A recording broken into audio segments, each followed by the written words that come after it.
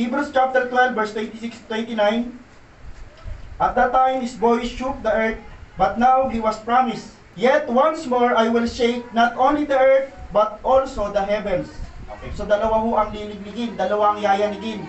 This phrase, yet once more, indicate the removal of things that are shaken, that is, things that have been made in order, that the things that cannot be shaken may remain.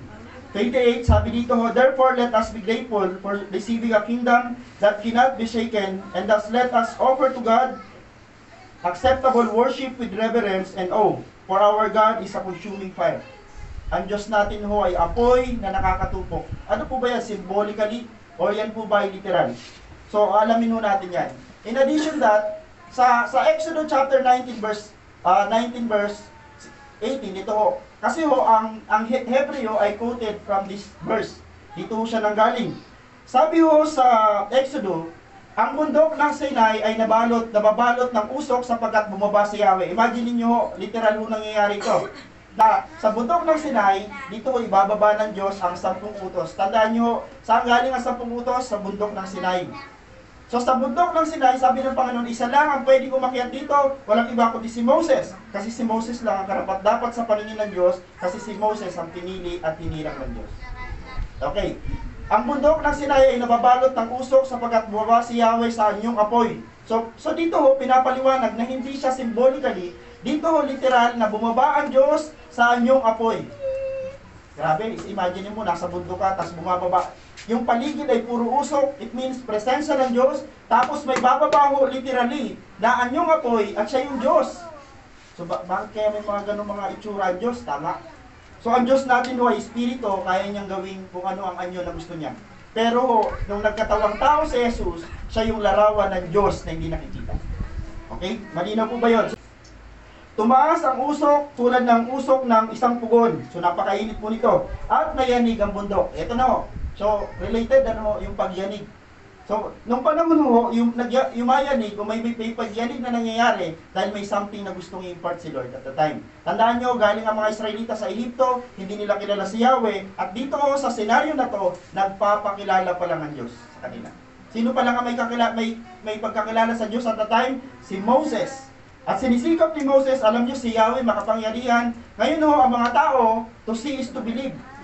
Sa panahon natin ngayon, ganun din. Maraming mga tao hindi naniniwala sa Diyos unless maranasan nila ang Diyos. Si Moses, na-encounter niya ang Diyos sa pamamagitan ng burning bush.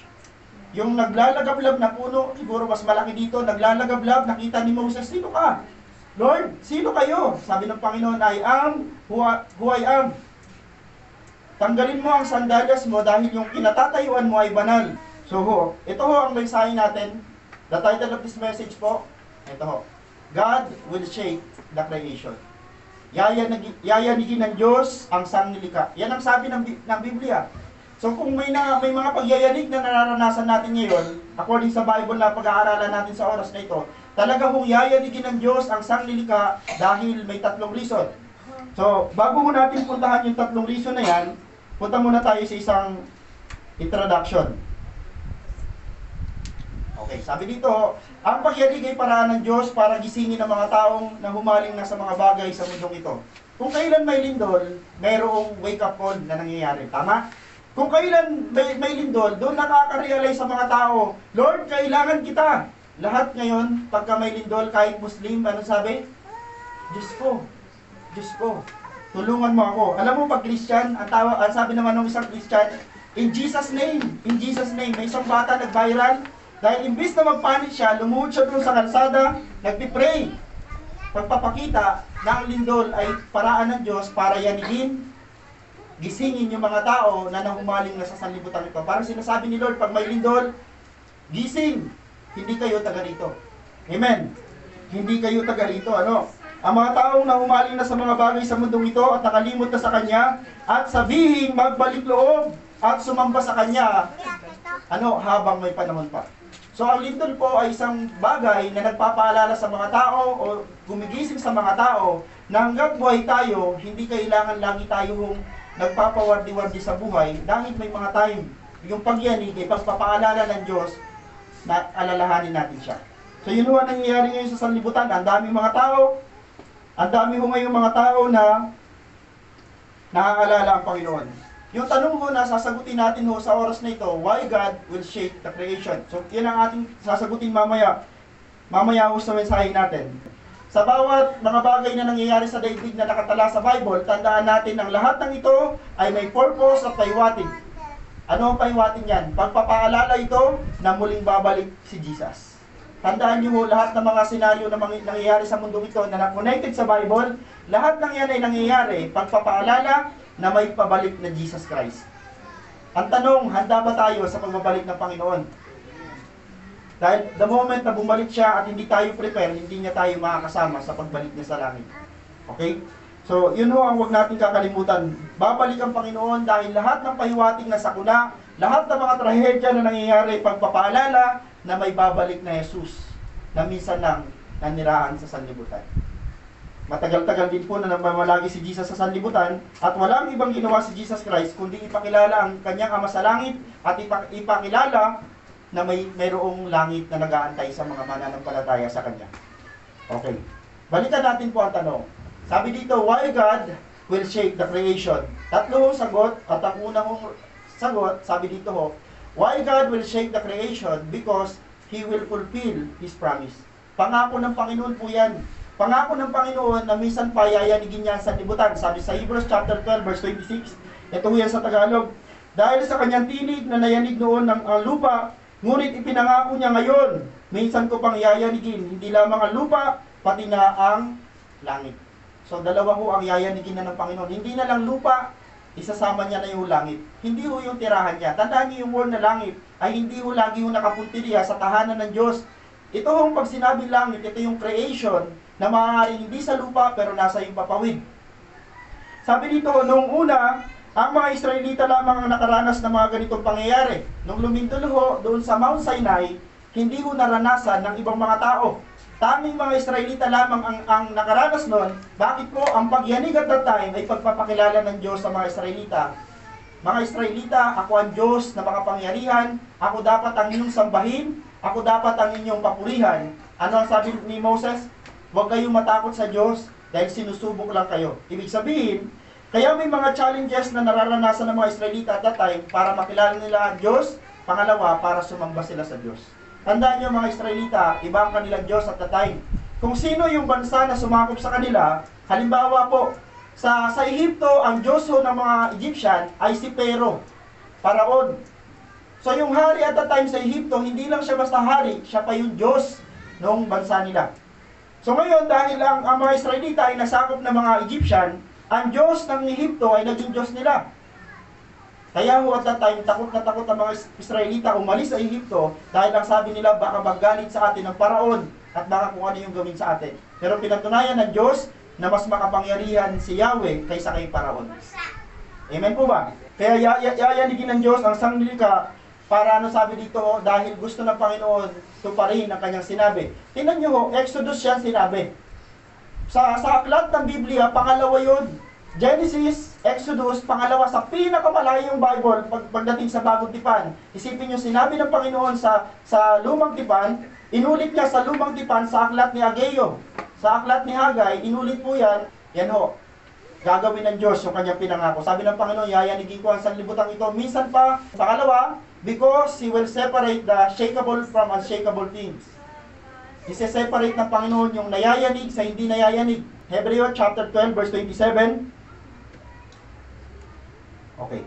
Sabi dito, ang mga salitang minsan pa ay maliwanag na magsasabing aalisin ang mga nilikhang nayayanig upang manatili ang mga bagay na di nayayanig. Unahin natin yung mga bagay na nayayanig. Yung salitang mga bagay na nayayanig, ito yung mga ginawa ng tao. So lahat ng mga ginawa ng tao sa mundong ito, yan po ay wala mong permanente dyan. Lahat po yan ay masisira, lahat ay mawawasak at wala ni isang matitira sa ginawa ng tao. Kaya ang sinasabi ng Diyos dito sa verse na to, wala tayong may pagmamayabang. Amen. Kahit pa ho, okay, unahin natin dito ho. Ano ang pwede natin unahin? Kahit po sa economy natin, kahit pa gaano kaganda ang ekonomiya ng isang bansa, dahil magaling ang namuno, hindi ho yan pang-eternal. May katapusan po yan. Pangalawa, sa political o yung gobyerno, kahit po ang galing na namumuno Sabi ko sa inyo, yung mga bagay sa sanlibutan ito na shakeable, yan ho yung mga bagay na ginawa ng tao. Ano ba ho yung mga bagay na ginawa ng tao? Educational, maging ho yung mga military. So dito tayo, pangatlo, dito tayo sa pangatlo ho. Sabi dito ho, why God will shake creation? Because He wants us to be grateful. Babalik tayo ho.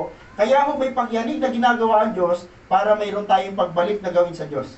Tingnan nyo, maraming mga tao ngayon na bumabalik sa Panginoon. Nakakatuwa lamang dahil yung pagbalik nila ho, ang totoo ho, hindi ho lagi may lindol. Darating ang time, may mga taon na mga siguro 2 to 3 years walang lindol. Eh paano po yun pag ang mga tao ho ay lagi lang hong nagpupuri sa Diyos pag may lindol? Lagi lang nagpupuri ang mga tao sa Panginoon pag may mga sakuna. Pero ho, hindi dapat gano'n na maging karakter natin mga Kristiyano. Tandaan mo natin, sa mabutit sa masama, ano ang ating mga quotation sa Bible? Sa mabutit masama, lagi tayo nagpapasalamat sa Diyos dahil yun ang nature natin. Ano nangyayari sa buhay mo ngayon? Pastor, masama nangyayari sa buhay ko ngayon, pero praise God. Yan ang karakter ng isang Kristiyano. Amen po ba? Hindi lang tayo nagre-rejoice, hindi lang tayo nagiging grateful kapag ayos na nangyayari sa ating buhay. Dahil part ng pagiging isang Kristiyano, ano man yung kalagayan mo sa buhay, marunong ka magpasalamat sa Diyos. Amen. So sabi po dito, sa verse 28 to 29, therefore let us be grateful for receiving a kingdom that cannot be shaken.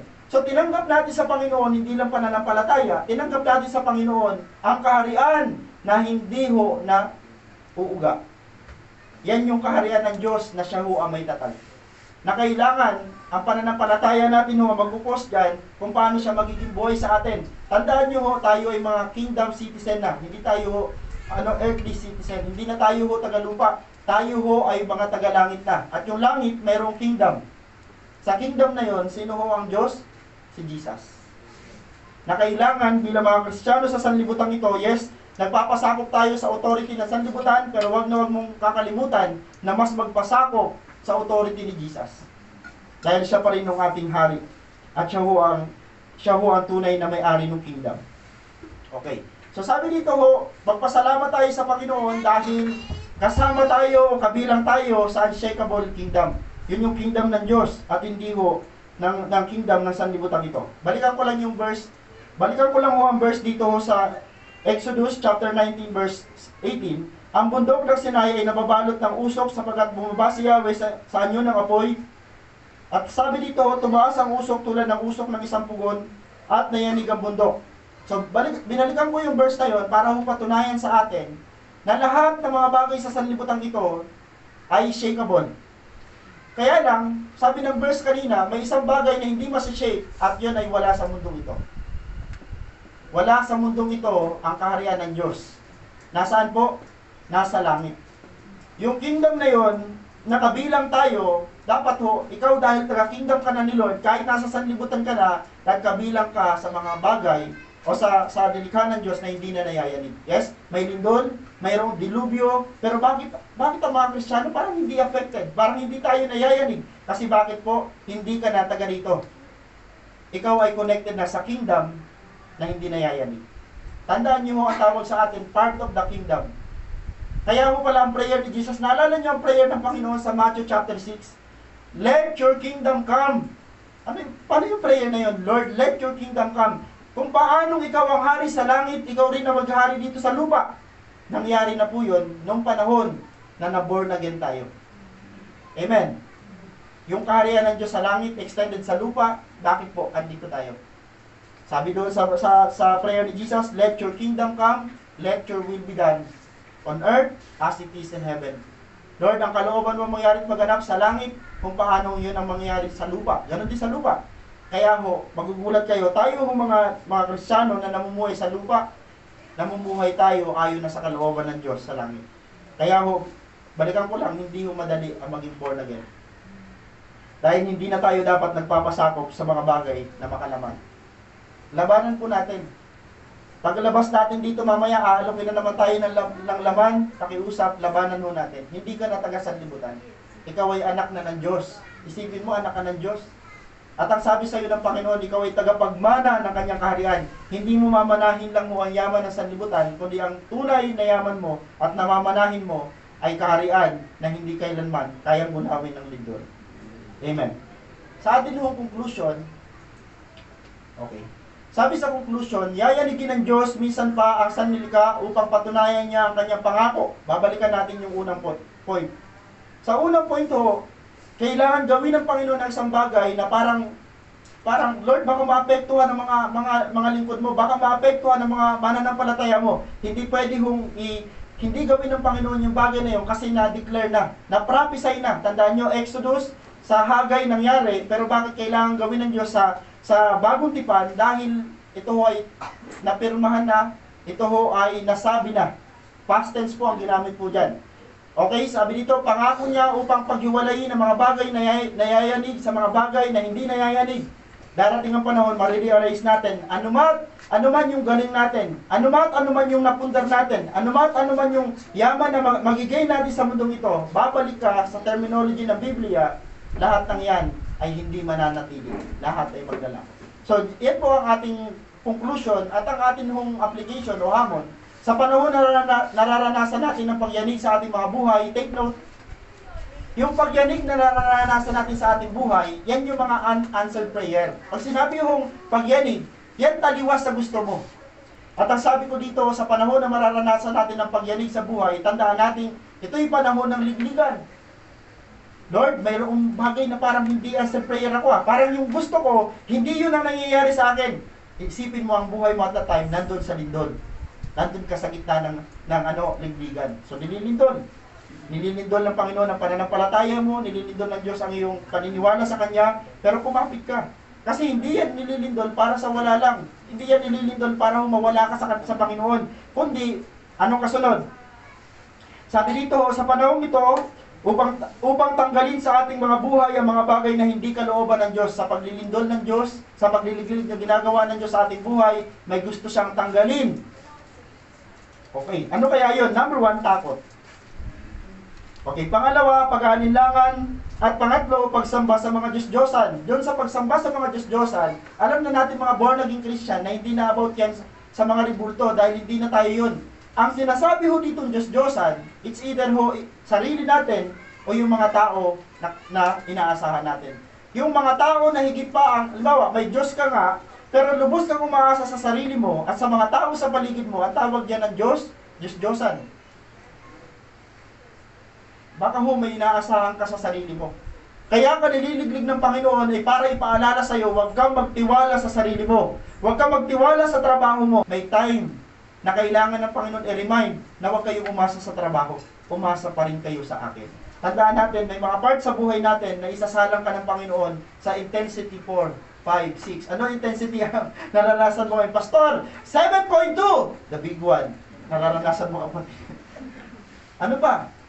Pastor, hindi lang to hindi lang to 7.6. Baka 10. Grabe yung, isipin mo, sinalang ka ng Diyos sa 10. Sa magnitude 10. Ganon ka kalakas. Tama. Hindi ka isasalang, sabi sa Korinto, hindi ka isasalang ng Panginoon sa pagsubok na hindi mo kaya. Anong klaseng pagsubok ka meron ka ngayon? Ba't ang lakas? Ba't ang tindi? Kasi ang tindi mo. Amen. Pastor, ako easy lang kasi intensity 2, magnitude 2, tuwa ka na dyan. Ibig sabihin dyan, mahina ka nila lang.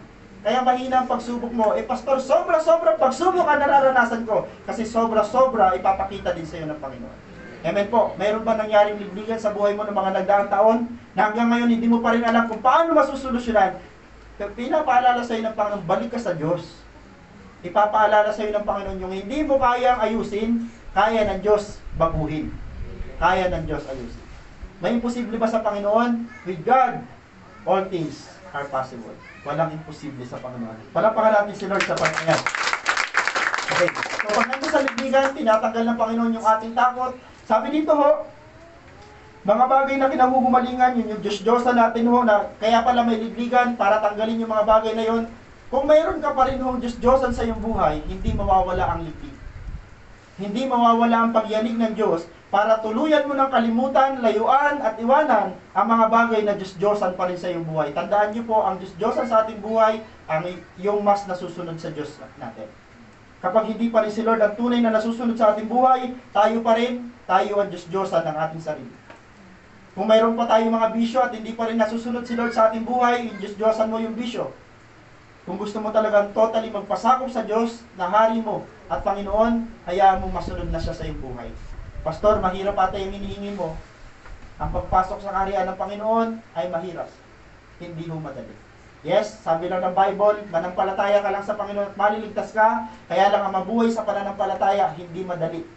Okay, sabi dito, tinatanggal ng Diyos ang takot, pag-alilangan, pagsamba sa mga Diyos-Diyosan, at batira ang tapat at dalisay nating pananampalataya sa Kanya na hindi matitinag anumang pagyanig ang ating maranasan sa lahat ng aspeto ng ating buhay. Ang gusto ng Panginoon matira, pananampalataya.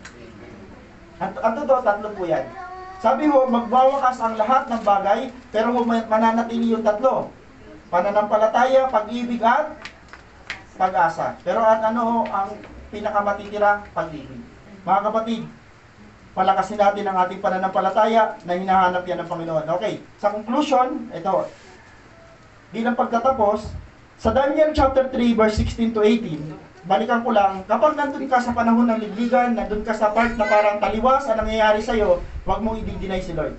Tandaan nyo si Shadrach, Meshach at Abednego, nag-pray sila kay Lord, mananampalataya sila ng Panginoon, pero yung pananampalataya, yung panalangin nila, yun ang nag-cause sa kanila para mapahamak.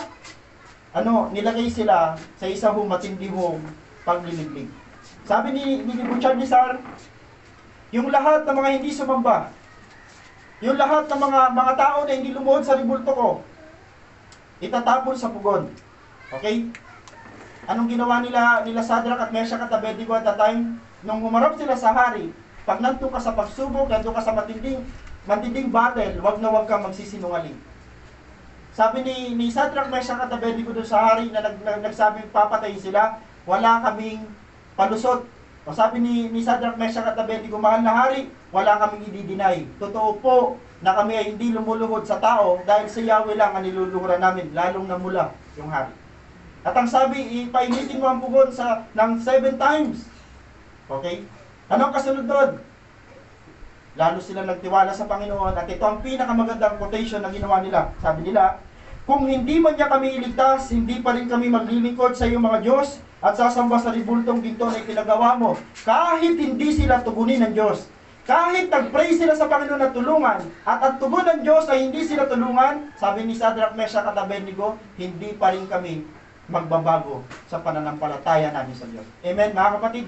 Ganun ang gusto kong ihamon sa inyo sa oras na ito. Nagpipray ka ba pero walang answer prayer? Nagpipray ka ba pero walang tugon ng Panginoon? Nagpipray ka ba pero taliwas ang nangyayari sa iyo, kapatid?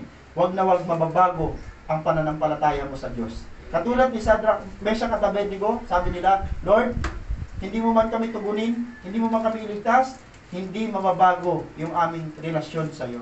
Magtitiwala pa rin kami sa iyo. Ano nangyari? And true enough, dahil doon sa declaration ng tatlo magkakaibigan, nakakala nila, sabi nila, Lord, kahit hindi kami tulungan ng Panginoon, mahal na hari, hindi kami lulod sa iyo, nagpakita ang Diyos ng kapangyarihan, sinamahan niya. Si Shadrach, Meshach at Abednego, pagtapon sa pugon, andun ang Diyos. Kasi sabi nung Nebuchadnezzar, tatlo lang yung tinapon ko, bakit mukhang 4? At yung isa doon ay tila Diyos. Sinamahan sila ng Diyos. Kapatid, the moment na mayroon kang matindi mga battle, huwag mo kakalimutan, hindi ka iniwan ng Diyos. Lagi mo siyang kasama. Amen po, sa Diyos ang pinakamataas. God will take the creation. Sa purpose niyan ay maganda po.